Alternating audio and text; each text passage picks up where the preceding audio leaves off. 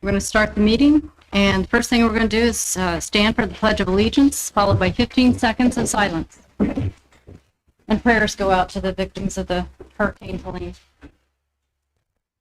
Allegiance to the flag of the United States of America and to the republic for which it stands, one nation, under God, indivisible, with liberty and justice for all.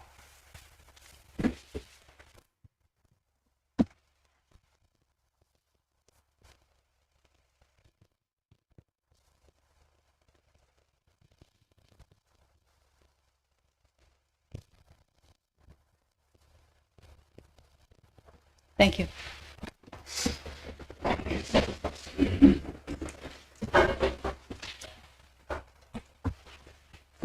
Roll call. Ethan Maple. Here. Ryan Hartley. Here. Terry Reed. Here. Bill Niemeyer. Here. And Chad Malinder. Here. Thank you. We'll open it up to public comments, 3-minute time limit per person for items on the agenda only. Please approach the podium, state your name and address.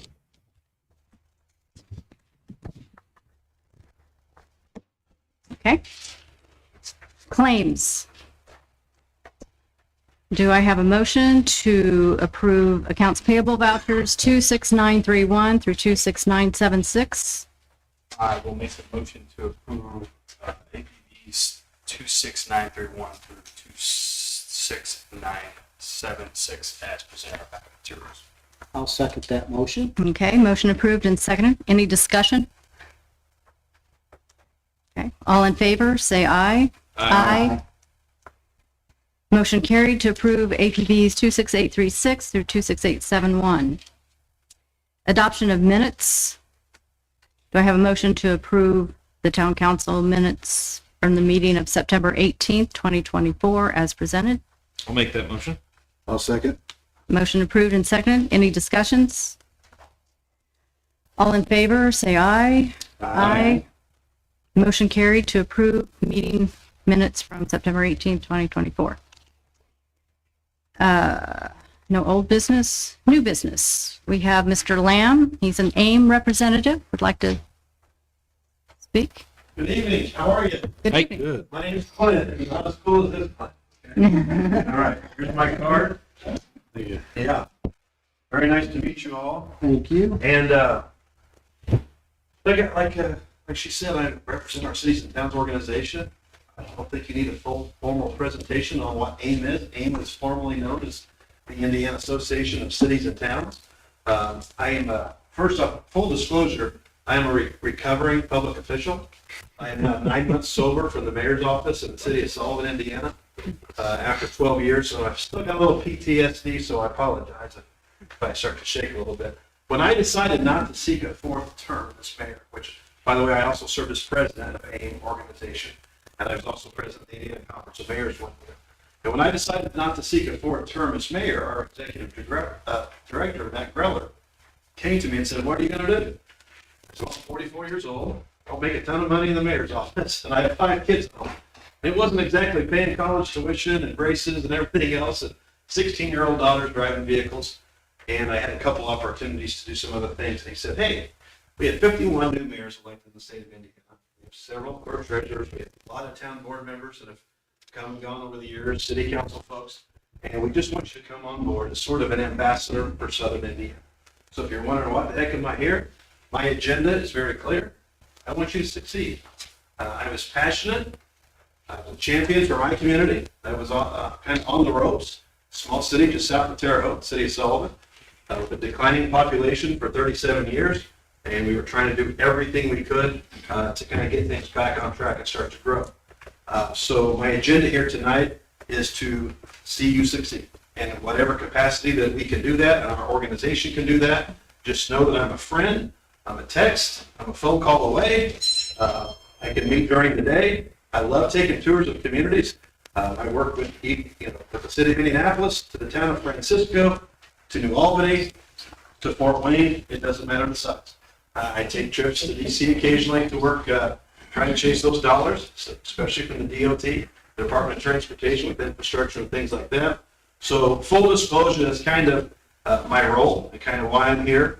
But what I really wanted to, in particular with your community tonight, I mentioned how my city was up against the ropes. And unfortunately, when I travel through a lot of Hoosier communities, I'll be quite frank with you. There's a lot of communities, I called the executive director and I said, why are they in existence? Why are they even incorporated anymore? We have 470 members. There's 120 mayors, so there's 120 cities. And there's over 500 municipalities in the state of Indiana. And I don't say that to be mean, but the populations have declined so much. And essentially, they're there basically to run a utility system or for whatever. I pop into towns, nobody's at town hall, trying to get a hold of a clerk treasurer. If there is a clerk treasurer, trying to get a hold of folks. So I say that not to be doom and gloom, but I haven't done a deep dive into New Palestine, but the little bit of research that I have done, you're doing a heck of a job. And I just wanted an outside person, I was a paid consultant, to say of all my travels across the state, you got to be proud of yourselves. And even though you're doing a great job, not everybody's always going to agree. I don't know if you ever have any upset citizens or anybody with any concerns or board members that might not always get along or an appointed official that doesn't get along or employee issues or maybe relationship between your town and your county. Sometimes you have an issue with state legislatures or, but not the former ones by any means. But so bottom line is your job is tough. It's really hard. And I understand that, but I just want to be here to encourage you tonight to keep doing what you're doing. And you're not going to get everything right, but at least you're doing something. It's my understanding you're putting together a comprehensive master plan. It's my understanding that you're doing some pretty major infrastructure investments. So you're investing in yourself. Because I'm a firm believer, if you don't invest in yourself, nobody else is going to. And, when I go back to my story, I got to live my childhood dream. It was a privilege of my lifetime to be the mayor for 12 years. I announced my candidacy in 1986 as a kindergarten, and I was elected in 2011, and then elected 3 times after that. And we did great things. We brought back our Sullivan City Pool from 1963. We created a Sullivan Civic Center and a downtown core. We brought to life downtown revitalization with our downtown square, with living, and that was a little controversial at times, but we had second-story apartments, people living downtown. We had a good mix of residential. We had a good mix of commercial. And, I could go on and on about the infrastructure improvements. We did hundreds of millions of dollars with grants because we had a comprehensive master plan and things that we did to improve our community. My comprehensive master plan when I took office was the first since 1945. So I'm not sure when the last, I think it comes with the World Series that year and got beat by the Tigers. Cubs fan, by the way, it's always next year, right? I'm with you. But it hadn't been done since 45. The city had not annexed since 1956. And we just kept waiting and waiting and waiting for somebody to write down the city. And quite frankly, nobody was coming. Now you're on the opposite side of that. Like I said, I've seen your population grow since the 90s from about 1,000 residents, and now you're over 3,000. But I applaud you for doing a comp plan because you understand that growth is coming to you, okay? And you're going to have residents that say, well, we just want to keep it the same. We don't want this growth. But you're either growing or you're dying. And there is no in between. And I just want to applaud you and encourage you that at least you are understanding there's growth, the growth is coming, and you're preparing for it. And you do something about it. I talked about just a handful of things that we did with elimination of blight, building new homes. But the thing I'm the most proud of, when we left office, people started believing. So just know that everything you're doing is not just brick and mortar. It's not just about people paying taxes or whether they're in the town limits or what their utility bills are. You're literally creating a community for people to experience life and memories. And when new homes and new development are being built, they're not just brick and mortar homes. These are places where a little boy is going to be inspired to run for mayor someday. Think of all of your homes that you grew up in, And think of those memories that were there. It wasn't just about the structure. So, like I said, I'm a former mayor. I could talk for hours, right? And I'm not going to because I know you have a lot on your agenda this evening. But just so you have a friend, be an advocate, and if there's anything that I can do personally or any of our services through AIM can do, please reach out and let us know. It's like I said, you just never know the impact you're going to make on somebody. So, does anybody have any questions? Or you guys are such a talkative bunch here. Yes, we are. All right. Well, thank you very much. I appreciate you letting me speak. And then, if like I said, you all have my cards, so feel free to reach out. It's Zigzag, Indiana, all the time. Be more than happy to set up a time to come meet with you one-on-one. Anything you want to share. We represent clerk treasurers, town boards, mayors, councils, all the above. Appreciate your time. Thank you for your time. Thank you so much. Thank you, Glenn.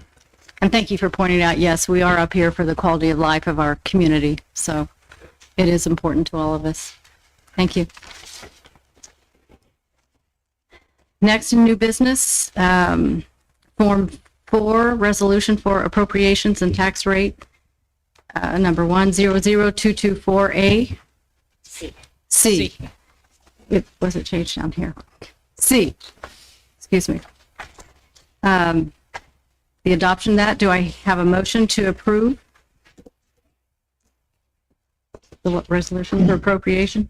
I'll make a motion to approve the 2025 budget adoption resolution 100224C as Charlie as presented in our packet materials. I'll second that motion. Okay, motion approved and second. Any discussions? All in favor, say aye. Aye. Motion carried to approve the 2025 budget adoption resolution 100224C.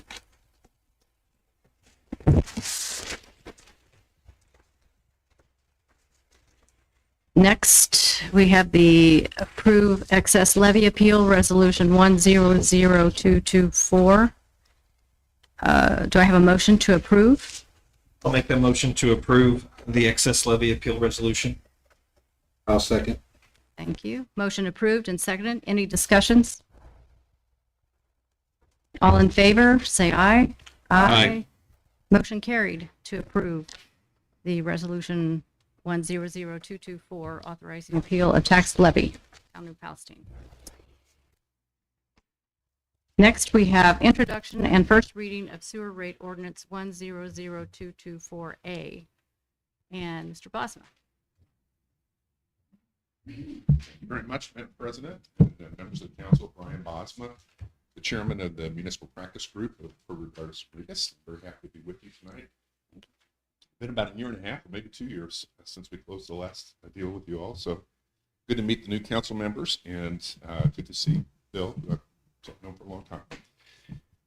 So the reason you're doing this just a little bit differently tonight is because the statute on wastewater utility rates requires that before you can post a notice, publish notice of a rate increase, you have to introduce the bill on first reading, or introduce the ordinance on first reading. So you really take no action on it tonight, but this starts the process. We will be publishing notice that will be published on Monday in the Indianapolis Star, your local paper here, about the rate hearing, which will take place on October 16th. I have a timetable in front of you here. The important dates, I'll just touch on September 18th, your last council meeting. You approved and executed a financial assistance agreement with the Indiana Finance Authority to participate in the state's revolving wastewater loan program, which will guarantee you the best rates for bond issue that will be based on the rates, your sewer rates.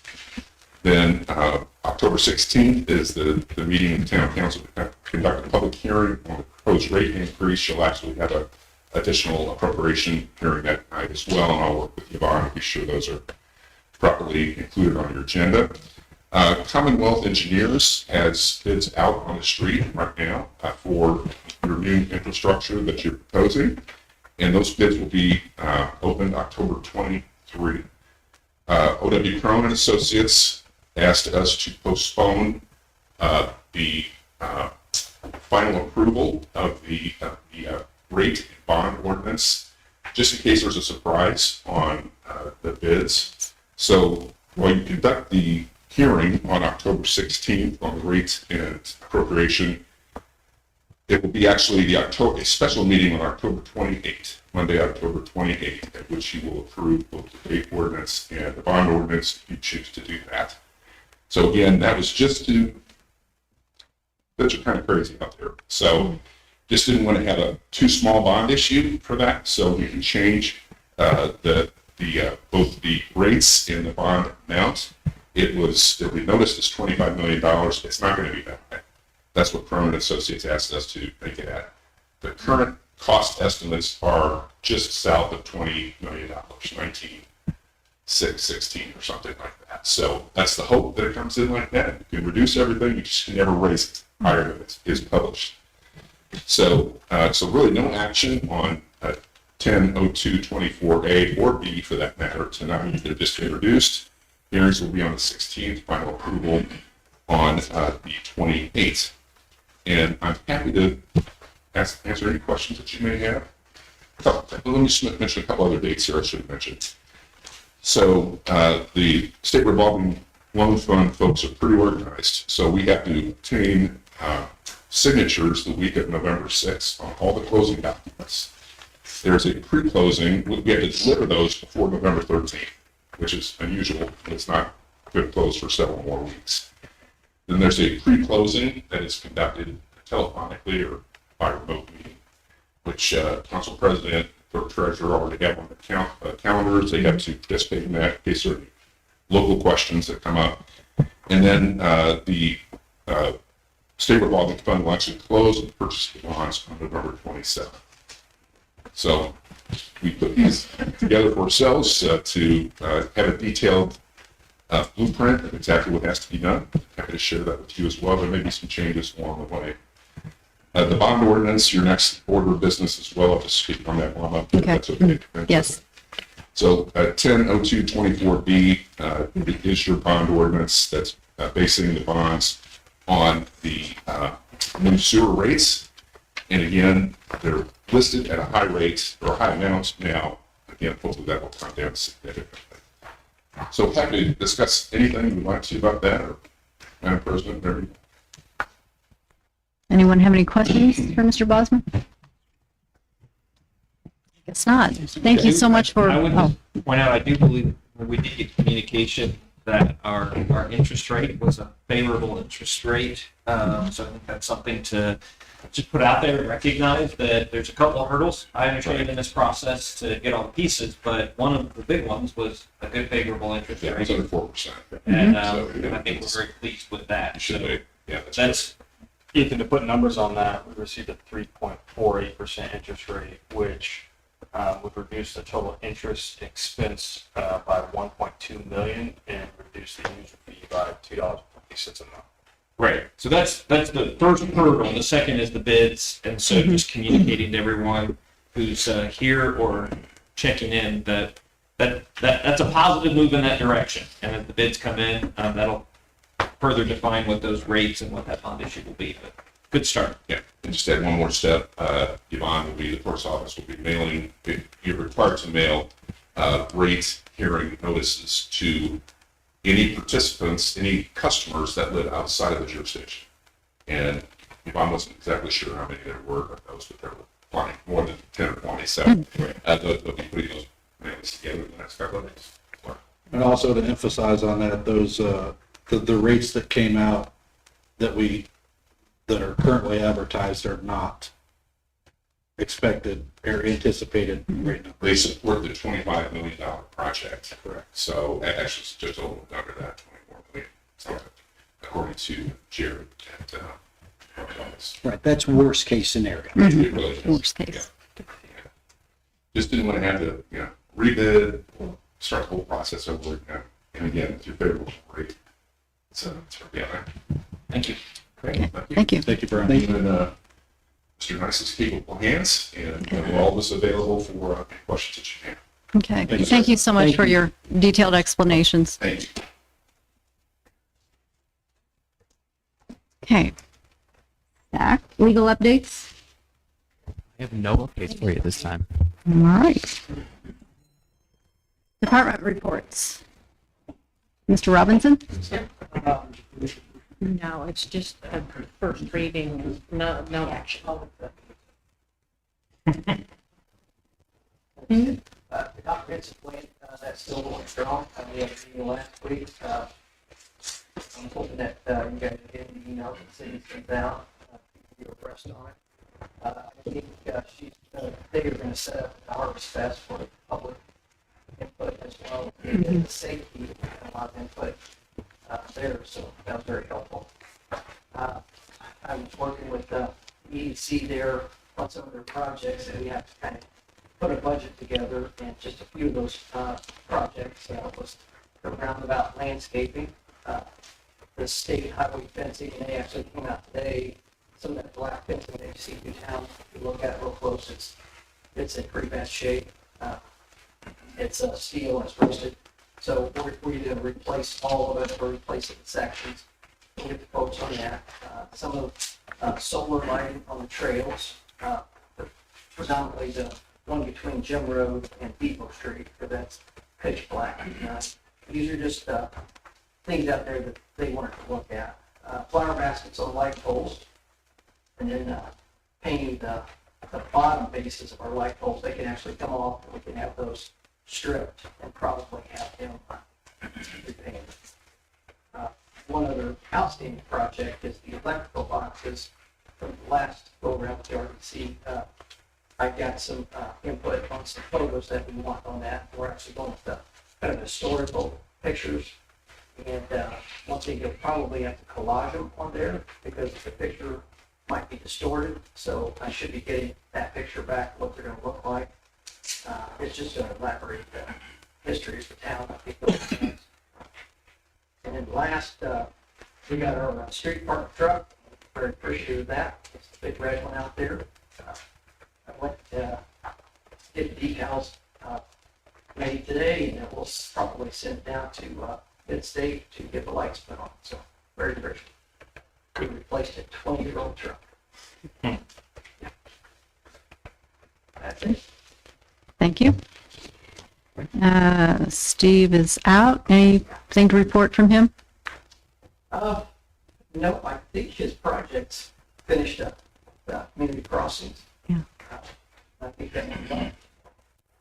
Yeah, I want For that. I Yep. think there's a little bit of landscaping left around the sidewalks and stuff. But that take care of. No complaints. I want to the end. Chief Ely. Yeah, so we're still officer down, still out from the crash a couple weeks ago. He's recouping, we're hoping to get back soon. But in the meantime, we've adjusted officers, we're trying to keep our hot coverage. And if nobody has complained or no, we got day shift and night shift, so town's covered. Filming where we need it. I want to thank you on Council for all on vacation. All this did occur. We got a car lined up for me. Awesome. It's a good team thing we got going here. I was on vacation. I appreciate that too, because that's how we do this. So today we picked up 3 squad cars. Kelly Chevrolet, 2 of the ones we ordered this year for our budget, and then the replacement ones available for us today too. So all 3 cars are here. One's already at the outfitters and Waymeyers. I contacted them, and hope we kind of had a little bit of emergency. We need to get back up front. And he got to the top of the list, so they got the car there now, and they're already starting to install that. As soon as that one's done, the Canyon car will go in, and then we got to wait just a little bit because the crash car didn't have all the lights in their office, so those are ordered. So as soon as those come in, we'll have all 3 cars back in service running. And next week, the striking package will be in here for those 3 vehicles as well. So hopefully soon we have some new cars in and rotate some more vehicles back. We got 2015, 2017, and 2018 that are all in service right now. A couple will probably still stay as pool cars, but the 2017 Fords, I'm going to find a way to maybe move that out of here. Eventually either we trade it in or we sell it, or find something to do with it. Thank you again for your help on vacation. I agree with you guys. Next thing is to do is start our application process for the new hiring. All there started putting the notices out. We've got them on the Facebook page. We've got them on the Law Enforcement Academy website. We've got really good response. We're looking for lateral area first. Other departments that are looking to come out this way, although Ashley was looking for somebody who wants to be a police officer and, good standing. So we're accepting all applications up until October 18th. And then that's going to be the return date. Then we're shooting for a kind of a tentative date of October 26th, and that will be the physical agility written examination. Council, if you'd like to be around to kind of witness what goes on with that, we'd love to have you. If not, I understand it's a Saturday morning, it might be cold. But it's kind of a neat process if you've never seen it happen. It's kind of getting down all the way through. So that's kind of where we're at now. And after the 26th, we'll kind of get more in depth into the background investigations and start getting a little deeper. Hopefully, it'd be nice by January 1 to know who we want, but I can't promise that's going to happen that quick. So it's a lengthy process. When's that agility test? The 26th of October. And where is it? We'll probably have a little high school and probably bring either back here or see if we can accommodate them for under classroom at the high school. They do have that new community room. I bet that if they could make that available for you. It's nice because we've already this year received more applicants picking up than we have in the past two hiring processes. Approximately how many? I think we've had 7 turned back in already. And I think we've already had.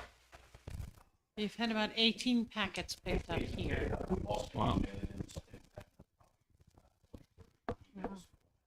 Great. So the interest is there. People have heard about it. We're excited about it. Well, kudos to you. Physical agility. I'll get back with you on that. I think just the end of the day. Oh, okay. I guess we'll probably start fairly decent early in the morning just to get through. Back and forth after examination. So and that's kind of lengthy too. That kind of works as they come in. They're given a study packet. They have so long to study it. They get a short break, and they come back in and they test, time tests. So it's a lot of fun. I don't know who do it anymore. 24 years. Is there going to be breakfast? You three know. Biscuits and gravy? I'll bring them all. Make something happen. Ryan, I recommend 2 Pepsis right before the agility test, right before. The citizens always get you. Bill's excited to participate in the agility test. Show them how it's done. That one thing. So yeah, if anybody has any questions, I'll reach out to Officer Batten, Officer Whitaker, myself, and see if they answer for you. It's going to be a lot of fun, especially seeing how many issues we've already seen this year. So, awesome. Well, real quick, is entry, you're probably at least 25, maybe. Entries? Entries? Oh, all right. So well, we've had 18 that picked up the actual physical pack. We've also emailed out just a minute. Yeah, in the city of Indianapolis, the biggest is, they only had 8 candidates go out, 7 graduated this last week. That's why people want to move out to places like Palestine. That's where our growth comes from. Thank you guys so much. Thank you. Thanks, Chief. Yvonne? Get back about the vehicles, the one vehicle that was in the accident was going to be totaled and replaced. Checks in the mail according to the insurance company. The paperwork's been sent in, and there's no more questions, so that's good. Workers' comp claim's not closed, of course, until an officer's back to work. The only other thing I have in addition to that is Marty McLeod from the Chamber of Commerce requested that she couldn't be here for this meeting, that I bring up the Christmas shop hop on December the 14th from 2 to 6. This coincides with Main Street's Winterfest, and she is asking if we can have the town hall available to those vendors that don't have a physical location on US 52 and that want to participate in the Christmas shop hop to represent their company to the town's residents. It's always a lot of fun. It's a good thing to do, in my opinion. In the past few years, we've had all the vendors set up in this space, and 1 year also in the room that used to be the community room that we now use for the police training and other bigger meetings. So, you know, she's asking if we can have that available to her again. What date was that again? That is 14th. the 14th of December. 2 to 6.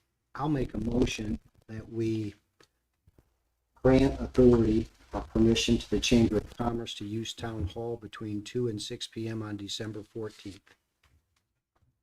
I'll second that.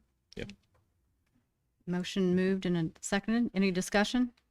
No issues. We've done this before. We've done this Everything good? before. Yep. They come in a day or two before and start I was want to ask. decorating. The whole place Actually, looks the like whole place Christmas. gets decorated. When It's we really say cool. this, it usually ends up with a lot of work from. Not us. Yeah, but I mean, you guys have to open, close, do all that. So I want to be cognizant of your guys' time. We sit here. Yep. And Marty Always wanna check the Marty box. brings in her whole family, and they decorate everything. It's We get rather the town hall fabulous. decorated. It's great, and it's a lot of fun. The event's really well visited, and it helps all these vendors to kind of get some exposure to the residents, and the residents start here, and they get a sheet, go to each one of the vendors where they get a stamp. They carry that sheet past all the other vendors along 52 to where Main Street has Santa Claus set up, and there they get a prize or win something, because then I get to go there last year. But the kids have pictures of Santa Claus, and there's flyers, and there's a lot of fun activity, and everybody seems to absolutely love it. Awesome. I have a question for you after this. Okay. Is there going to be 2 different Santa Clauses? Why would there be two? There's no Santa Claus here. Oh, okay. Yeah. You said pictures, and Yeah. I know Pictures with that Santa Claus Main are Street, with yes, Santa Claus, yes, not okay. with because us. I know that's been a problem in the past. No, I know. So, yeah. Do Okay. you need Ryan to be the Santa Claus? Because he talked to me earlier in the offer if you did, but those leave out there. We do need that some way. elves, right? I mean, Yeah. If you need me to pack on some pounds, I'm doing it. So. Okay, yep, all so in thank you favor? for that, if you're, All in favor? Aye. Say aye. Aye, aye. Motion carried thank to you. approve the, That's chamber. all I have. Do okay. you have anything else? Terry, were we gonna, before we move to public comments, were we gonna have any conversation around the resolution that we just put out there? Or That no? was just going to be put on the agenda for the 16th. For the next meeting? Mhm. Okay. Thank you for bringing that up. Okay. Public comments, 5 minutes, any topic. Again, come to the podium, state your name and address.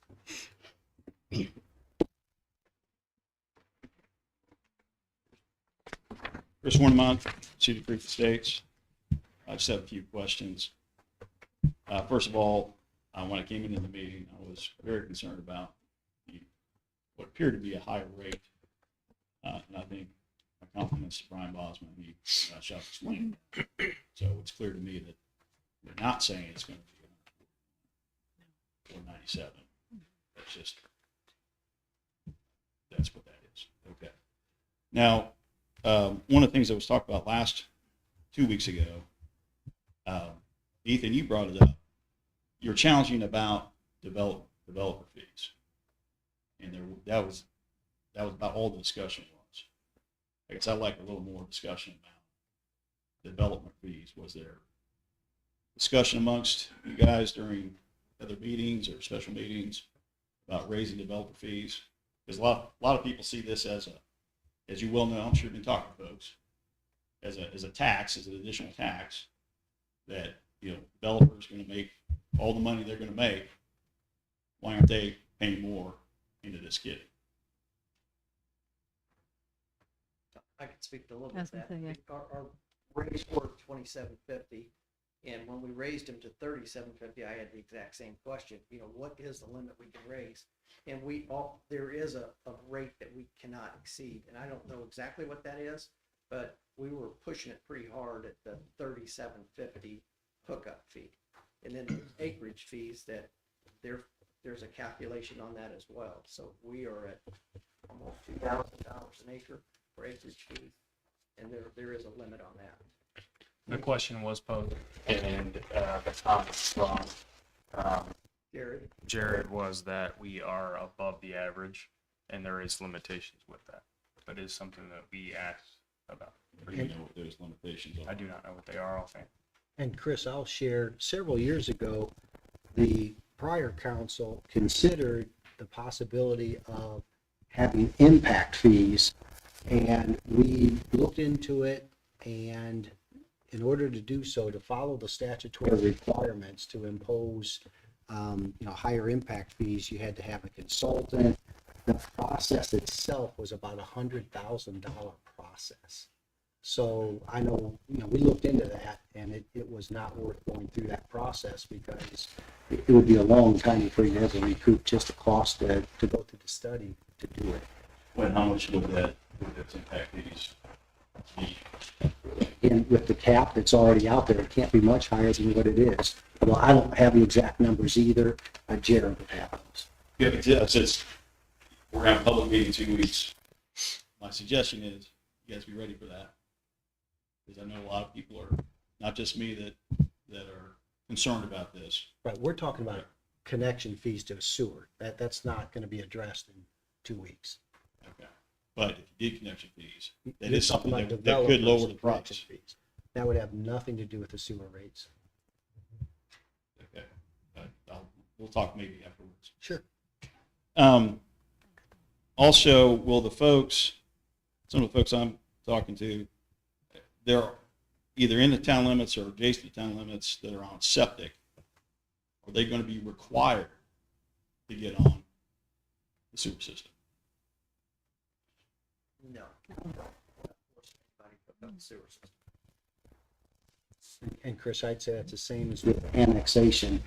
This town has never done a forced annexation.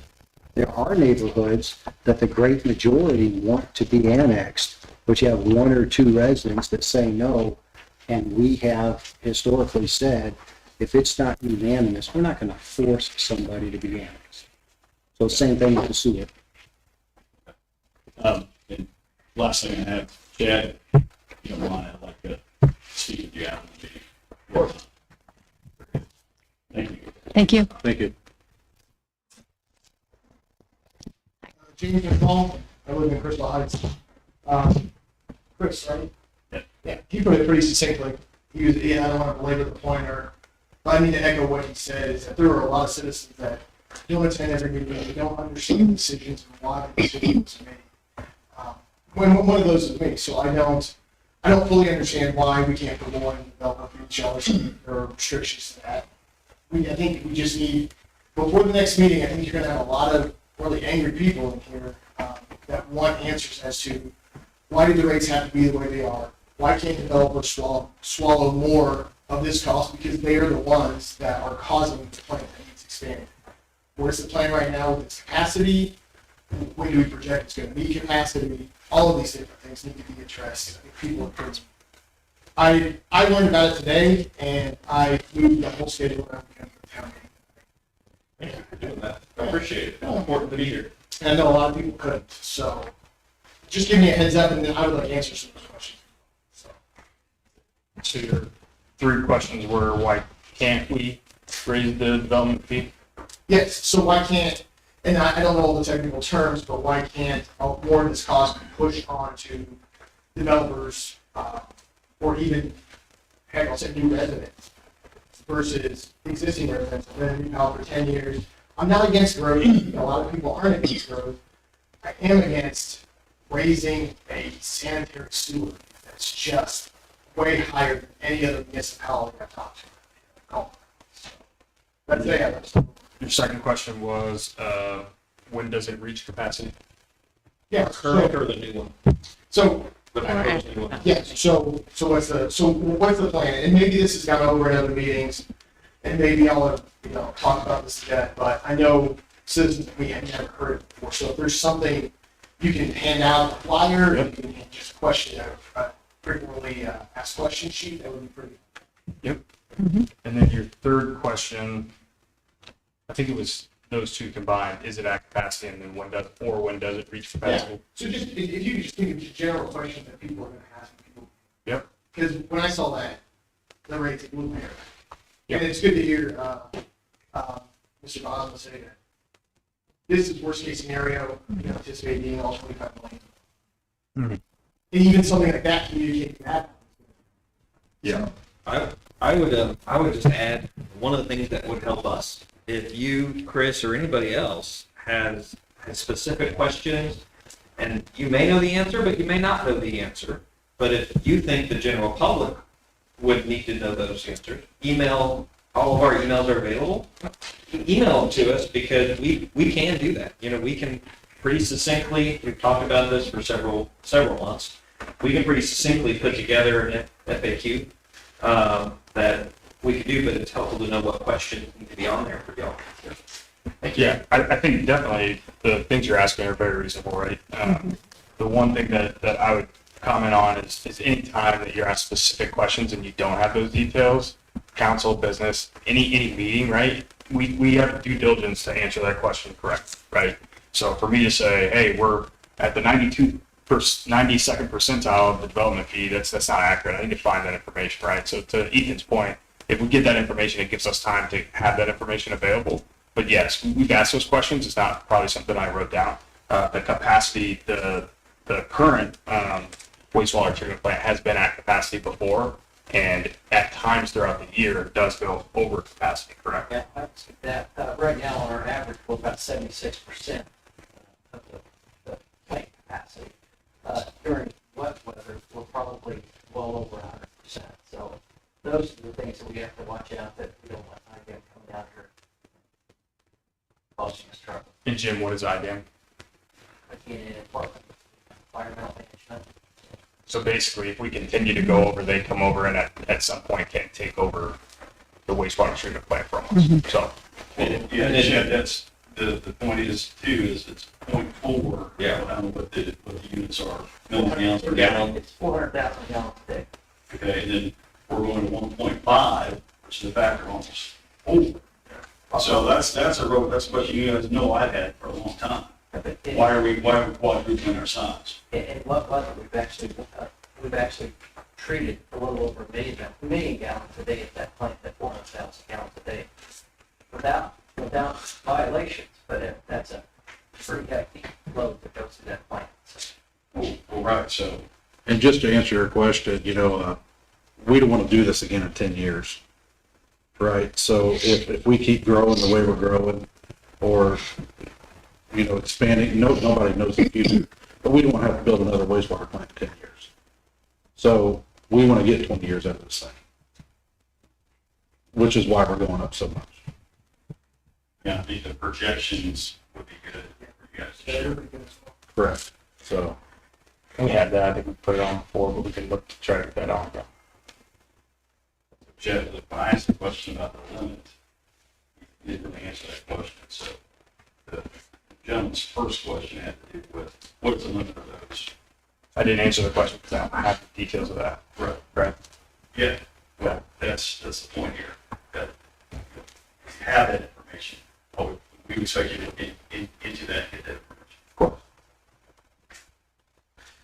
Thank you very much for your time. Yeah. Thank you. Appreciate it. James, may I ask you your last name? Baseball. MC? F-A-L-L. Thank you. I don't really want to get there. Oh, you're fine. Rachel, I really want to create, I have one question. Why is it a flat rate versus a metered rate? Why do people who have 2 people in their house pay the same as people who have 7 people in their house? Why do people who have a 1-bathroom house pay the same as people who have a 4-bathroom house? I don't understand that. And that's a great question. We've had that question for almost 30 years. And the reason why is because when we started our wastewater plant, there was not water out there. A lot of us on wells. So now we have some people on wells, some people on meters. So we don't know how many gallons per day. Yes, we can assume that the house with, 1 person in it is using less, but we have no way to regulate that usage. But we all pay a water bill. Can we not get that The information? water bill is paid to citizens. We have nothing to do with it. But can we not get information from them? There's people on wells. So a lot of people on Like, wells. A lot of neighborhoods are still on wells. And to My get, neighbors across the street are on a to get that information, we would have to pay citizens for that information. They wouldn't just voluntarily hand us like an Excel spreadsheet saying, well, these people use this many gallons of water, you can charge them this. And there would be administrative fees to figure all that out as well. So Because my sewers went in the last 14 years from 40-something to 72. Why? Why has it gone up so much? well, unfortunately, what happens is there's a stagnant period. Towns, communities like this all everywhere, this happens too. Your sewer bill's stagnant for a long time. Nobody does rate increases, right? Nobody likes to do rate increases. And your sewer bill's stagnant for a long time. And then you need to do infrastructure improvements. And to do those, you have to finance that. And to finance it, you have to raise the rates. The sewer doesn't operate on a profit. So we only charge what we have to pay the bills. And unfortunately, without doing rate increases, which should have been happening in the past to help with this process, it wasn't done. So when you do big, large improvements like this, the only way to pay for it is to increase the rates. Well, I understand that, but what has been the last 14 years? What was the improvement then? There was a previous new system that was built, what was it, 7 years ago? The one that is currently there was built about 7 years ago, I think. Was that 7, Jim? The rates went from like, I think they were originally like 20 something, then they went to 48, then they went to 67. I think now it's going to be 87. What? Depending on the No, no. Depending on the bids. Well, and technically it's 67 because 5 is a ditch assessment. So, but you pay 72 would take 5. Right, and I was paying 43 with $5, which made it 48, so. Yeah. And Cumberland's also doing the same thing we're doing right now, Cumberland Utilities. And theirs is actually going to be higher than ours. So, It was the shock of the 140 or whatever it was that was in the paper. It's, yeah, you know, you pay that on top of the water. yeah. That's a big shock. Well, that's like Brian said, you know, we can't, once we post that, we can't raise them. Right. Make it low. And So, that, Yeah.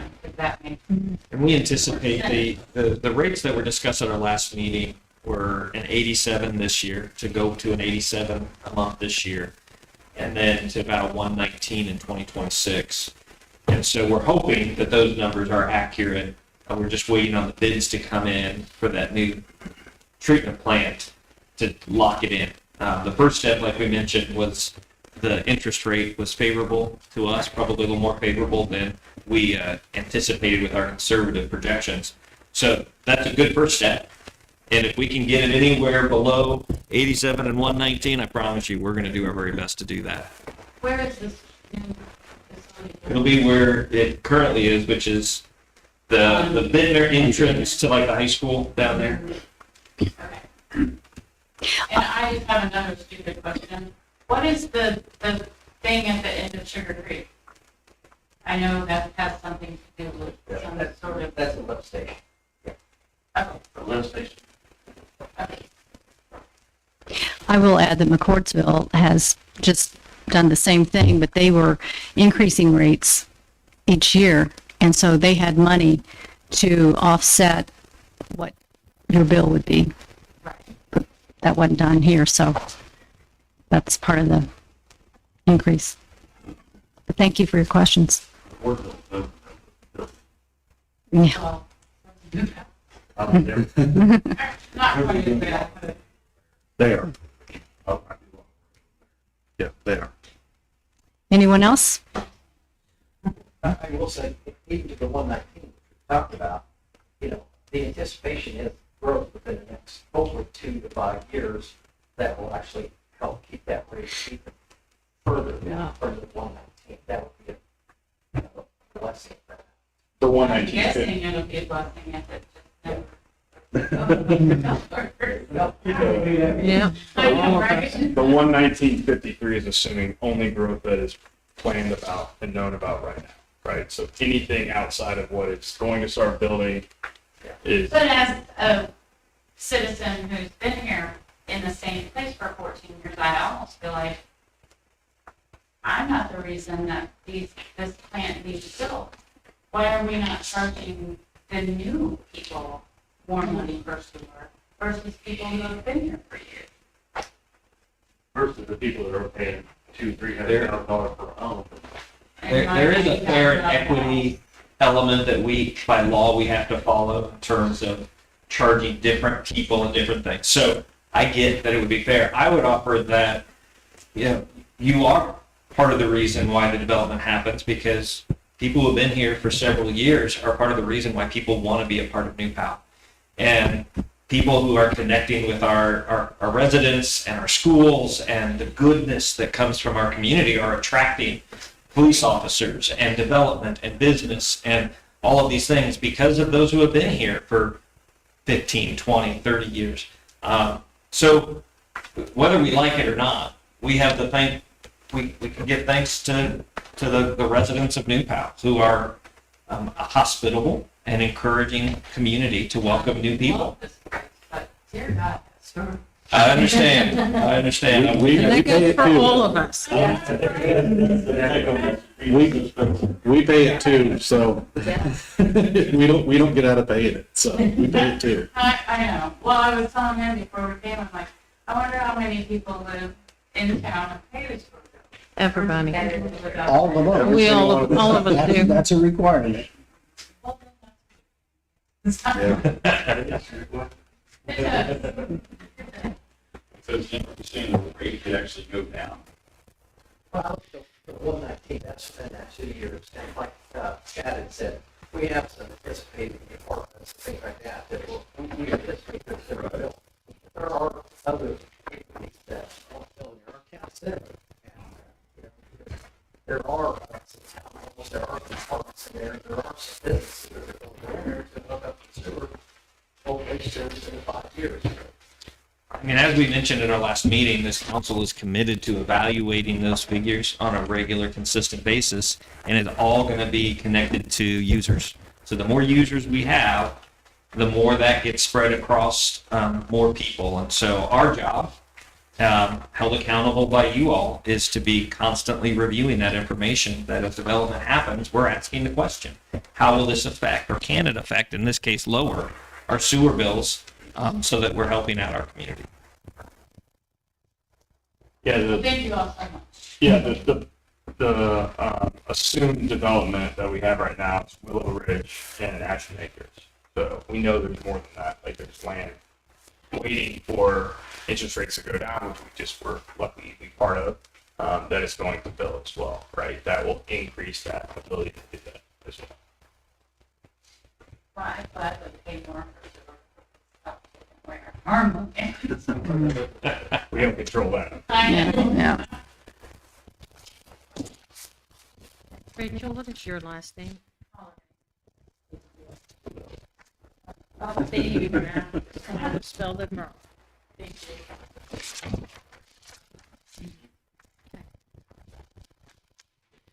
Council comments?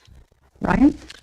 I want to thank Steve Poole for following up with the hydraulic spill in Cedar Creek that CGS, the CGS rep did.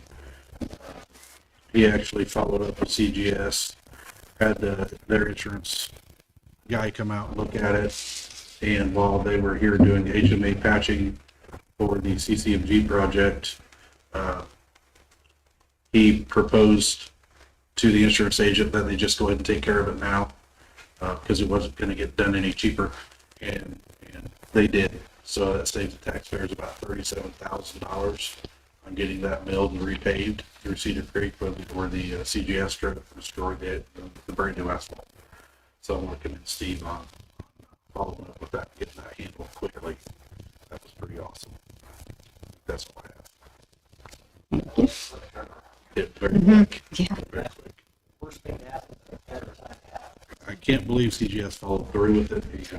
It was awesome. It blew me away. So that was awesome. Thank you. Ethan?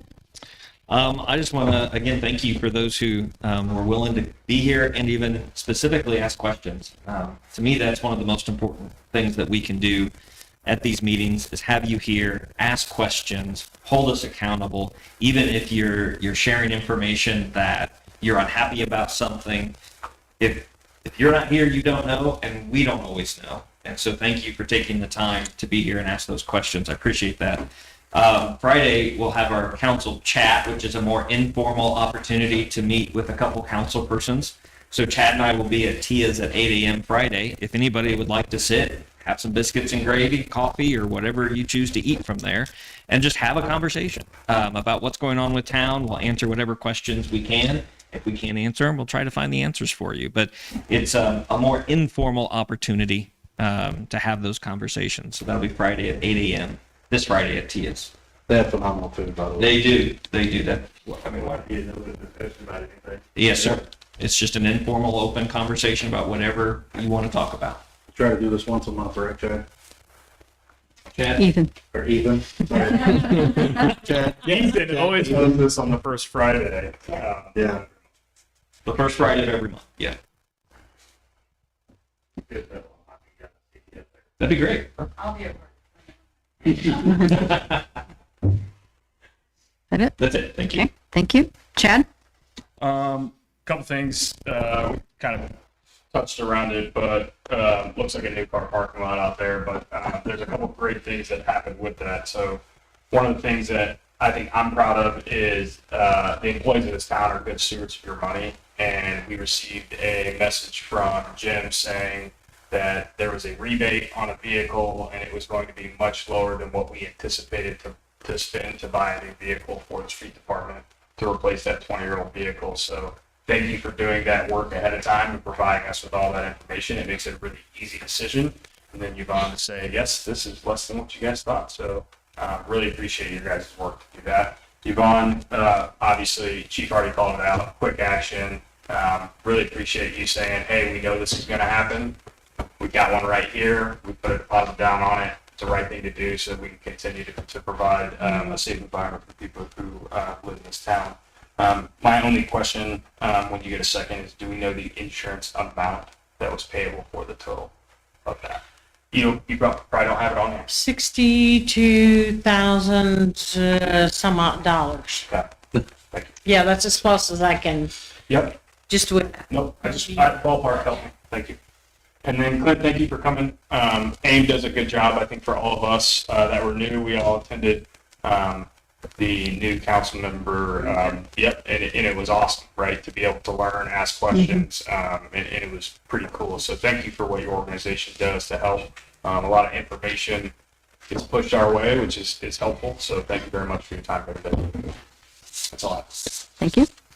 Bill? Well, I'll pick up right where Chad left off, because I think we have an exact amount. Bob pulled up his email. It's $63,000. $63,976.40. 970. I was way off. 976. 40. Thank you. I'll pick up where Chad left off. And Mayor Lynn, you're very modest and humble, because I know from firsthand experience that Mayor Wilson inherited a vibrant, growing community that you laid the seeds, and they continue to grow in Sullivan, Indiana. So you should be commended for what you did for Sullivan, and knowing that your legacy carries on, and that other smaller towns, we're just a town, we're not a big city, but to follow the steps that places like Sullivan took, and to monitor the growth and to have quality growth, I think that's what this council is also attempting to replicate. So, thank you for, being here this evening, because Sullivan is a great place to be in the state of Indiana. Also, the last thing I want to mention is to stress that October 7th is the last day for anyone in the state of Indiana to register to vote. So if you yourself are not registered, if your neighbors, friends, relatives, it's pretty important that people exercise the right that they have to vote. And the last day to register for the next election in November is October 7th. So please mark that date accordingly. That's all I have. Thank you. I kind of want to go off of what Ethan said about thanking you for attending this evening. I think this was a good meeting. We're all of us are working together to do the right thing for the community. We have difficult decisions to make, but we make them, and with your best interest in mind. So thank you for the respect and the compliments. And so I think that's it. Do I have a motion to adjourn the meeting? A motion to adjourn. Second chat motion. Okay. Vote. All in favor, say aye. Aye. Meeting adjourned.